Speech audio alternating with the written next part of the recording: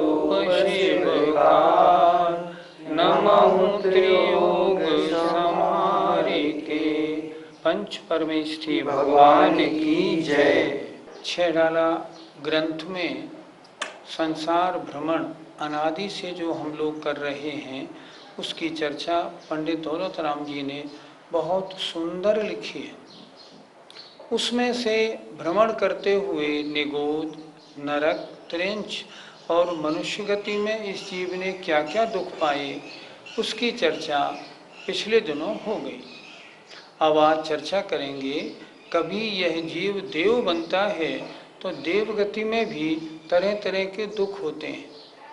हम लोगों की धारणा ऐसी है कि देव पर्याय में तो सुख ही सुख है, दुख का क्या काम। लेकिन ऐसा नहीं, देवों को भी बड़े दुख होते हैं। क्या दुख होते हैं उसकी चर्चा आज इस कार्यक्रम में की जाएगी। आज की पाठशाला देवों के दुख से संबंधित है। कभी अकाम निर्जरा करे, भवन त्रिक में सुर तन धरे। कभी अकाम निर्जरा करे, भवन त्रिक में सुर तन धरे। विषय चाह दावानल दयो, मरत विलाप करत दुख सयो। विषय चाहे दावानल दयो, मरत विलाप करत दुख सयो। कभी अकाम निर्जरा करे, भवन त्रिक में सुर तन धरे। विषय चाहे दावानल दयो, मरत विलाप करत दुख सयो। आइए इसके अर्थ पर विचार करते हैं। कभी ये जीव मनुष्य गति में पहुंचा, मनुष्य गति में कभी ये अकाम निर्जरा करता है। अकाम निर्जरा का मतलब होता है कभी कोई परेशानी, कोई कष्ट, कोई दिक्कत आ जाए तो शांतिपूर्ण रूप से उसको सह लेना, कष्ट का अनुभव नहीं करना, उसका नाम अकाम निर्जरा है। अकाम निर्जरा करने से पुण्य का बंध होता है और पुण्य का बंध होने से वह जीव देव पर्याय को प्राप्त कर लेता है। तो कह रहे हैं कभी ये जीव अकाम निर्जरा करता है तो भवनत्रिक में, भवनत्रिक माने भवनवासी, व्यंतर और ज्योतिषी। त्रिक का मतलब भवनवासी आदि तीन, अर्थात भवनवासी, व्यंतर और ज्योतिषियों में सुरतन देवता के शरीर को धारण करता है। मनुष्य दो प्रकार के, त्रिंच भी दो प्रकार के, मिथ्या दृष्टि और सम्यक दृष्टि। भवनत्रिक में जन्म लेने वाले जीव नियम से मिथ्या दृष्टि ही होते हैं। सम्यक दृष्टि भवनत्रिक में भवनवासी, व्यंतर, ज्योतिषियों में जन्म नहीं लेता। तो यहाँ बता रहे हैं कभी मिथ्या दृष्टि हो और अकाम निर्जरा करे, अर्थात दिक्कत, कोई परेशानी, कोई समस्या हो और शांतिपूर्ण ढंग से उसको सह लेता है तो भवनवासी, व्यंतर और ज्योतिषियों में देव के शरीर को धारण करता है, अर्थात भवनत्रिक में देव बनता है। तो देव बनने में तो बड़ा सुख मिलता होगा। क्या लिख रहे हैं देखो, वहां भवनत्रिक में विषयों की चाह माने इच्छा रूपी दावानल, दावानल माने जंगल की आग, माने प्रचंड अग्नि में, दयो जला माने जलता रहता है। मिथ्या दृष्टि को सांसारिक पंचेंद्रियों के विषयों में ही सुख मालूम पड़ता है। तो जब स्वर्ग में जाता है ना तो और विषय मिले और विषय मिले और विषयों को भोगता ही रहूं, ऐसी इच्छाओं से जलता रहता है। और दूसरे जो अपने से बड़े देव होते हैं उनके विषय, इनके विषय कितने अच्छे, इनकी देवियां कितनी अच्छी, इनके भवन कितने अच्छे, इनमें ही जलता रहता है। क्यों? मिथ्या दृष्टि है इस कारण। तो कह रहे हैं पंचेंद्रियों के विषयों की चाह रूपी जंगल की आग में दयो जलता रहता है, विषयों की वांछाओं में जलता रहता है, और मरत विलाप करत, और जब मरने का समय आता है तो मरता कैसे है? रोता रोता विलाप करता करता मरता है। विलाप माने रोना, और विलाप करता हुआ मरता है और दुखों को सहता है। देव है तो मरते समय विलाप करने का क्या काम? होता क्या है, जितने देव होते हैं उनकी आयु जब 6 माह शेष रह जाती है तो उनके गले में एक मंदार माला पड़ी होती है। वो मंदार माला के जो फूल हैं वो मुरझा जाते हैं। इससे उस देव को मालूम पड़ता है अब मेरे मरण में मात्र 6 माह शेष रह गए हैं। अब वो बहुत विलाप करता है, अब मुझे कहाँ जाना पड़ेगा, मुझे त्रिंश या मनुष्यों में पैदा होना पड़ेगा, ये सारी जो सुख सुविधाएं मेरी ये सब छूट जाएंगी, फिर क्या होगा, कैसे होगा। ऐसा होता है जैसे 4 दिन के लिए किसी को राजा बना दिया और फिर दोबारा भिखारी बना दिया, इसलिए विलाप करता है। पंडित जी, भवनात्रिक देवों का निवास स्थान कहाँ है? भवनात्रिक देव अर्थात भवनवासी, व्यंतर और ज्योतिषी। भवनवासी देव कुछ तो इस रत्न प्रभा पृथ्वी के ऊपर के 2 भागों में रहते हैं। ये जो पहली पृथ्वी है इसके 3 भाग हैं। पहले 2 भागों में भवनवासी और व्यंतर दोनों देव रहते हैं, और तीसरे भाग में सिर्फ नारकी रहते हैं। तो भवनवासी व्यंतर देव कुछ तो इस पहली पृथ्वी जिसके ऊपर हम हैं इसके नीचे के खर और पंख भाग में रहते हैं। कुछ भवनवासी व्यंतर पृथ्वी के ऊपर रहते हैं, और कुछ भवनवासी और व्यंतर देव पर्वतों के ऊपर रहते हैं। इस तरह भवनवासी देवों का निवास है। नीचे जो रहने वाले हैं इन्हें हम कहते हैं अधोलोकवासी, और जो मध्यलोक में रहने वाले हैं ये मध्यलोकवासी होते हैं। ऊर्ध्वलोक में ये देव नहीं रहते। अब बात आई ज्योतिषी देव की। भवनात्रिक में भवनवासी, व्यंतर और ज्योतिषी। ज्योतिषी देव ये जो सूर्य चंद्र आदि हमें दिखते हैं ये ऊर्ध्वलोक में नहीं है, ये मध्यलोक में है। मध्यलोक कहाँ तक है?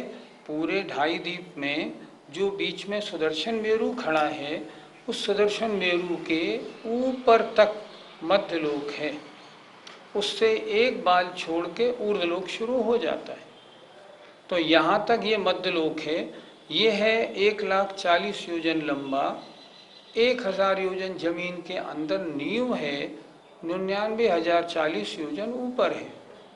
ये तो है बहुत बड़ा, लेकिन ये जितने ज्योतिषी देव हैं ये तो यहाँ से मतलब नीचे चित्रा पृथ्वी से 790 से 900 योजन ऊपर हैं। तो ये ऊर्ध्वलोक में हुए, ऊर्ध्वलोक में नहीं मध्यलोक में ही हुए। भवनवासी और व्यंतर कुछ अधोलोक में, कुछ मध्यलोक में, और ज्योतिषी देव सारे के सारे मध्यलोक में रहते हैं। पंडित जी, इन देवों का शरीर कैसा होता है? इन देवों का शरीर, सभी देवों का शरीर उपात जन्म वाले हैं। इनका शरीर वैक्रियक होता है, चाहे जैसा इसको बना सकते हैं, छोटा बड़ा लंबा चौड़ा, 1 के 2 बना लें, 4 बना लें, 6 बना लें। लेकिन ये देव लोग सारे के सारे बहुत सुंदर होते हैं। हमने कुछ मूर्तियां ऐसी देख रखी हैं भवनवासी व्यंतराय देवों की, जिनके मुख ऐसे मगर जैसे होते हैं, किन्हीं के मुख ऊंट जैसे, किन्हीं के मुख कुत्ते जैसे होते हैं, पर नहीं, ऐसा नहीं होता। अगर इन देवों के मुख ऐसे बनाए जाते हैं तो दर्शन मोहिनी के बंध का कारण है। ये देवों का अवर्णवाद है। ऐसे नहीं, कोई भी देव ऐसा नहीं होता जिसके मुख बंदर जैसा, शेर जैसा, ऊंट जैसा होता हो। ऐसे नहीं होते। ऐसे जो कुभोग भूमिया जीव हैं वो तो हैं, पर देव तो सर्वांग सुंदर समचतुरस संस्थान के धारी होते हैं। हाँ, ये कभी और तरह का रूप बनाना चाहे वो अलग है, लेकिन इन देवों का मुख ऐसा होता है, अगर ये विवरण मिलता है तो ये देवों का अवर्णवाद है, देवों की निंदा है, ये गलत है। सारे देव सर्वांग सुंदर समचतुर संस्थान के धारी, बड़े दिव्य चमचमाते हुए शरीर और वस्त्रों वाले होते हैं। इन देवों के शरीर में खून भी पाया जाता है या नहीं? देवों के शरीर में कोई भी खून पीप या एक भी धातु नहीं पाई जाती। वैक्रियक शरीर है, ये नियम तो नहीं है कि वैक्रियक शरीर में धातु नहीं होती, क्योंकि नारकियों का शरीर भी वैक्रियक है, लेकिन उसमें सड़े हुए खून मांस पाए जाते हैं। पर देवों के शरीर में कोई भी धातु नहीं होती। देवों के शरीर में मलमूत्र नहीं होता, कभी भी उनके सिर पे बाल वगैरह नहीं होते और बड़े सर्वांग सुंदर होते हैं। पंडित जी, आपने कहा कि इन देवों को सुख और दुख दोनों प्रकार का अनुभव होता है, तो जब उनको दुख भी होता है तो क्या आपस में लड़ाई झगड़ा करते हैं? राजवार्तिक अकलंग स्वामी ने स्पष्ट लिखा है कि जो भवनत्रिक देव होते हैं, एक दूसरे की पत्नी को छीनना, एक दूसरे के सामानों को छीनना आदि लड़ाई झगड़े भी इनके बीच में होते रहते हैं। ये क्यों होते रहते हैं? क्योंकि इनके कषायों की तीव्रता पाई जाती है। इनकी लेश्या पीत लेश्या है, पर जघन्य पीत लेश्या है। इस कारण इनके कषायों की तीव्रता होने से झगड़ा टंटा ये लोग करते रहते हैं। ऊपर वैमानिक देवों में इस प्रकार के झगड़े देखने को नहीं मिलते। ये भवनत्रिक देव सम्यक दृष्टि होते हैं अथवा मिथ्या दृष्टि? हमने बताया था कि जो मिथ्या दृष्टि होते हैं वे ही भवनत्रिक में पैदा होते हैं। सम्यक दृष्टि जीव तो वैमानिक देवों में नियम से पैदा होते हैं। तो ये जीव जितने भी भवनत्रिक के देव हैं, ये पैदा होते समय पैदाइशी मिथ्या दृष्टि हैं। चाहे धरणेन्द्र हो, चाहे नागेंद्र हो, चाहे असुरेंद्र हो, चाहे कोई भी देवी हो और कोई भी देवता हो, पैदा होते समय नियम से मिथ्या दृष्टि होंगे। अब रही बात उसके बाद में, तो सम्यक उत्पन्न करने की योग्यता तो चारों गति के जीवों में है। जब नारकी बनने के बाद सम्यक पैदा कर सकता है, तो ये क्यों नहीं कर सकते? कर सकते हैं, आपत्ति नहीं, पर ये पैदाइशी तो मिथ्या दृष्टि ही है। पंडित जी, ये देव हमसे तो बड़े होते हैं, लेकिन क्या हम इनकी पूजा कर सकते हैं? पहले ये बताओ, पूजा किसकी होनी चाहिए? पूजा होती है 9 देवताओं की। 9 देवता कौन से होते हैं? 5 परमेष्टि, जिन वाणी, जिन धर्म, जिन बिंब और जिन मंदिर। इन 9 में ये देवता आए क्या? बोलो। नहीं आए। जब नहीं आए तो इनकी पूजा कैसे करेंगे अपन? कोई भी भवनवासी व्यंतर और ज्योतिषी देव हो, पूजा किसी की नहीं होती। हम तो वीतरागता के उपासक हैं, इसलिए हम 5 परमेष्ठि की पूजा करेंगे, या जो 4 अन्य हैं, जिनवाणी, जिन धर्म, जिनागम और जिन बिंब और जिनालय, या इनकी पूजा करेंगे। हम 10 में किसी की पूजा नहीं करते। इसलिए इन भवनत्रिक देव ये पूजा के योग्य कभी भी नहीं होते। चाहे देव हों, चाहे भवनत्रिकों के इंद्र हों, चाहे कोई भी हों, लेकिन ये हमारे पूजा के लायक नहीं। चाहे धरणेन्द्र हों, चाहे असुरेंद्र हों, चाहे सूर्य हों, चाहे चंद्रमा हों, ज्योतिषियों के कोई भी हों, ये हमारे पूजा के योग्य नहीं होते। जैन धर्म तो वीतरागता का उपासक है, इनमें वीतरागता नहीं तो पूजा के योग्य कैसे होंगे? खुद सोचो। पंडित जी, इन देवों को इतना सुख मिलता है, फिर भी विषयों के चाह में क्यों लगे रहते हैं? क्यों? क्योंकि ये मिथ्या दृष्टि होते हैं। मिथ्या दृष्टि जीव मंदिर में चाहे भले ही बोल दे, आत्म के अहित विषय कषाय, इनमें मेरी परिणति न जाए, लेकिन उसका काम क्या है? पंचेंद्रियों के विषयों में और 4 कषायों में लिप्त रहना, उन्हें उसी में आनंद आता है। अगर उन्हें वो छोड़ दे फिर तो बात ही क्या है? जब तक सम्यक दृष्टि नहीं बने तब तक छोड़े कैसे? तो ये देव जो होते हैं, यद्यपि इनके पास बहुत वैभव है, रिद्धियां हैं, स्वर्ग में सब सुख, शरीर में कभी कोई रोग नहीं, देवियां बड़ी सुंदर, कोई बाधा नहीं, सब कुछ बहुत अच्छा है, लेकिन उसके बावजूद भी मिथ्या दृष्टि होने के कारण दूसरे के विषयों को देखते रहते हैं, इसलिए जलते ही रहते हैं। और उसी जलते जलते में मरण को प्राप्त होते हैं और फिर दुर्गति को प्राप्त होते हैं। यहाँ भी देख लो ना, सम्यक दृष्टि जीव ये देखता है मेरे पास क्या है और मैं इसमें संतुष्ट हूँ। मिथ्या दृष्टि देखता है इसके पास क्या, इसका वैभव कितना, इसका ठाट कैसा, इतना मेरा कैसे हो, सारा जीवन उसी में लगा देता है और बढ़ाने में और बढ़ाने में और बढ़ाने में। और सम्यक दृष्टि हो तो संतोष वृत्ति वाला बन जाता है, वहाँ संतोष नाम की चीज़ नहीं होती। पंडित जी, हमारे जीवन में अकाम निद्रा के प्रसंग कैसे बनते हैं? कभी कभी संकट आ जाते हैं और उन संकटों को यदि हम शांत पूर्वक सहते हैं तो अकाम निद्रा बनती है।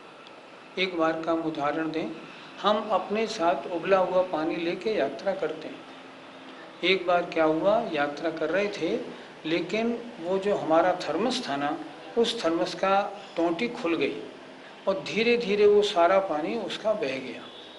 अब जब हमने उसको दोपहर को उठाया, गर्मी के दिन थे, अब दोपहर को उठाया देखा तो उसमें पानी नहीं। अरे अब क्या करें? अब कुछ नहीं करें, क्यों रात्रि में पानी लेना नहीं।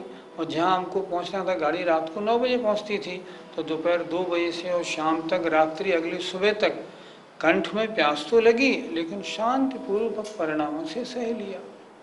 बहुत से मौके आते हैं, आप दिन में भोजन करते हैं। अब जैसे मान लो हमारी फैक्ट्रियाँ आगरे से 15-17 किलोमीटर दूर हैं, बच्चे भोजन के समय पे आ जाते हैं।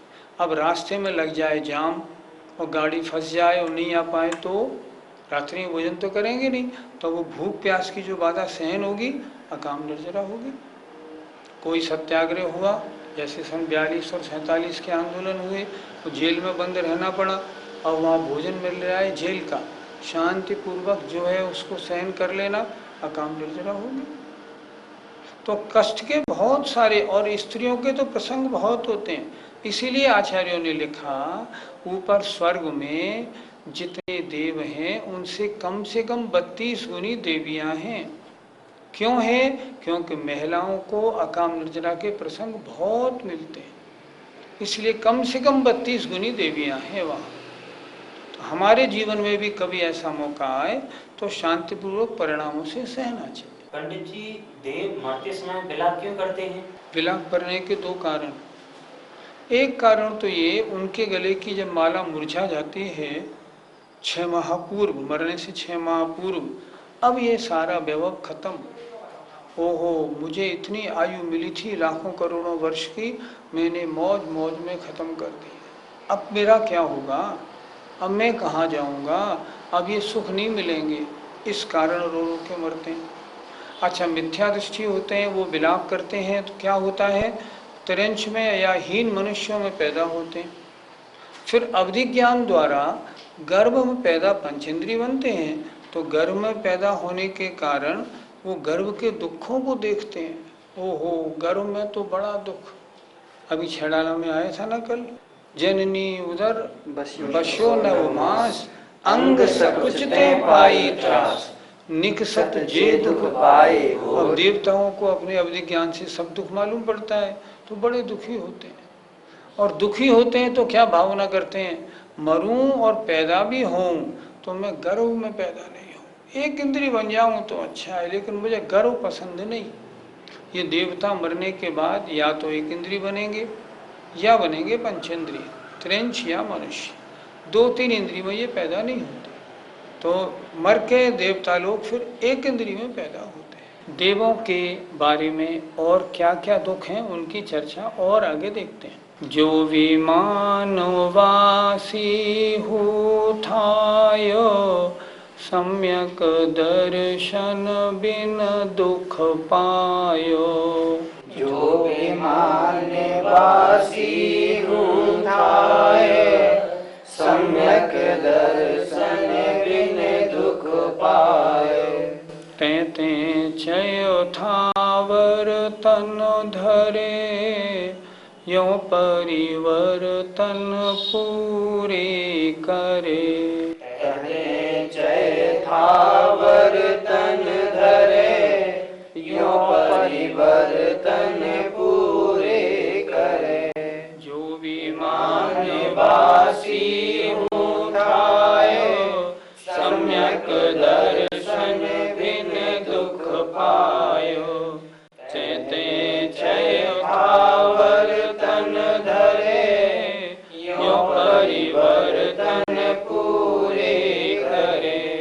देखिए जरा अर्थ समझें।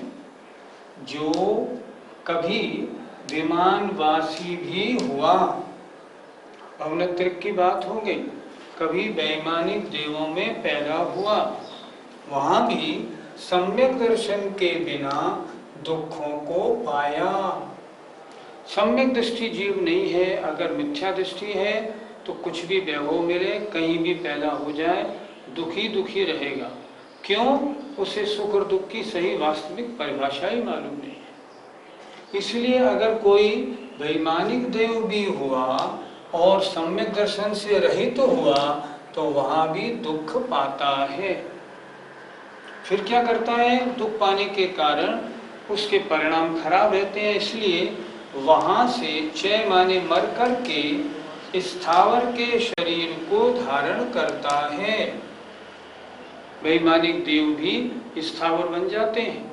पहले और दूसरे स्वर्ग तक के देव स्थावर बन सकते हैं और 12वें स्वर्ग तक के देव पंचेंद्रीय त्रिंच बन सकते हैं। उससे ऊपर के जितने देव हैं वैमानिक, वो तो मरने के बाद मनुष्य ही बनते हैं, ऐसा नियम है। तो वहां से 6 माने मर करके स्थावर का शरीर धारण करता है और इस प्रकार पंच परावर्तन रूप जो संसार भ्रमण है उसको पूरा करता रहता है। अर्थात एक इंद्रिय में आ गया, फिर एक इंद्रिय से फिर निगोद में, फिर निगोद से फिर त्रिंच में, फिर नरक में, फिर मनुष्य में, देव में, इस प्रकार संसार का चक्र बराबर चलता रहता है। पंडित जी, वैमानिक देव भी क्या मिथ्या दृष्टि होते हैं? मिथ्या दृष्टि जो होते हैं वैमानिक देवों में कहाँ तक पैदा हो सकते हैं? 9वें ग्रहवेयक तक पैदा हो सकते हैं। जो अभव्य है, जिसकी आत्मा में सम्यक प्राप्ति की योग्यता नहीं है, वो भी 9वें ग्रहवेयक तक पैदा हो सकता है। इसलिए मिथ्या दृष्टि जीव 16 स्वर्गों में और 9 ग्रहवेयक तक पैदा हो सकते हैं। इसके ऊपर तो सम्यक दृष्टि मुनि महाराज ही मरकर जन्म लेते हैं। पंडित जी, क्या सम्यक दृष्टि देव विषयों का सेवन नहीं करते? करते तो हैं, लेकिन निरासक्त होके वो करते हैं। अगर कोई वैमानिक देवों में पैदा होगा तो उसको वहाँ के भोग तो भोगने पड़ेंगे, तो निरासक्त होकर भोगेगा। और दूसरी बात, जो दूसरे अन्य लोगों के भोग हैं ना, उनको देख के कभी जलेगा नहीं। था ना, विषय चाह दावानल, उनको विषयों के सुख भोगने पड़ते हैं, इसलिए वो उन्हें भोगते हुए भी दुखी नहीं होता। और सम्यक दृष्टि जीव तो क्योंकि पूर्व संस्कार हैं, इसलिए अधिकांश अपना समय किस में लगाते हैं? अपना अधिकांश समय धर्म ध्यान, अकृत्रिम चैत्यालयों की पूजा, भगवान के कल्याणकों में जाना, तीर्थंकरों की दिव्य ध्वनि सुनना, इन कार्यों में लगाते हैं, क्योंकि सामर्थ्यवान है, कहीं भी जा सकते हैं। ये पंच परावर्तन क्या होते हैं? परावर्तन 5 होते हैं: द्रव्य, क्षेत्र, काल, भव और भाव। इनका वर्णन बहुत बड़ा है, पाठशाला में संक्षेप में समझा रहा हूँ। इस जीव को जितनी भी गतियाँ हैं, उनकी जितनी भी उम्र हैं, तीनों लोकों के हर क्षेत्र में जन्म लेना पड़ता है, सभी वर्गणाओं को शरीर रूप में और कम रूप में ग्रहण करना पड़ता है। इस तरह सारे काम करने पर एक परावर्तन पूरा होता है। द्रव्य परावर्तन सबसे छोटा, क्षेत्र परावर्तन और बड़ा, उससे बड़ा काल, उससे बड़ा भव, और भाव परिवर्तन सबसे बड़ा होता है। हर परिवर्तन में अनंत काल लगता है। ये इस तरह हम, जैसे मैं अपनी बात बताऊं, अनंत काल से संसार भ्रमण है। हमने नारकी 33 सागर तक जन्म लिया, ऊपर स्वर्गों में 31 सागर तक 9 ग्रहवेयक में अनंत बार गए, भोग भूमियों में पैदा हुए, 3 पल की आयु भी त्रिंच मनुष्यों में धारण की। कोई पर्याय हमसे नहीं छूटी, ऐसी कोई पर्याय नहीं जो हमने अनंत बार नहीं धारण की। इसका नाम है पंच परावर्तन, अर्थात संसार भ्रमण की कहानी। 6 डाला की पहली डाल आज पूरी होती है। इसमें हमने क्या समझा? अनादिकाल से यह जीव किस प्रकार भ्रमण कर रहा है। अनंत काल तक निगोद में रहा, वहाँ से निकला स्थावर त्रिंचों में आया, फिर त्रिंचों में कभी क्रूर बना, कभी कमज़ोर बना, तरह तरह के दुखों को भुगता, संक्लेश परिणामों से मर के नरकों में पैदा हुआ, नरकों में महान दुखों को भोगा, नरकों के दुखों का वर्णन हमने अच्छी तरह सुना। फिर भाग्यवशात मनुष्यों में आया और अकाम निर्जर आदि करने के कारण देवों में आया, और इस तरह इन चार चतुर्गति रूप संसार भ्रमण में घूमते घूमते हमने और आपने सबने अनंत काल बिताया है। ये कथा किसी और की नहीं, आपकी हमारी अपनी है। अब क्या करना है? अब ये करना है, उस अनादि परंपरा को तोड़ने का अब मौका मिला है। और अगर तोड़ना है तो कैसे टूटेगी? सम्यक प्राप्ति का प्रयत्न करें। आइए हम और आप सब एक संकल्प बनाएं कि इस मनुष्य पर्याय में सम्यक प्राप्त करने का पूरा प्रयत्न करेंगे और सम्यक दृष्टि जरूर बनेंगे। आइए, जय जिनेन्द्र। जय जिनेन्द्र।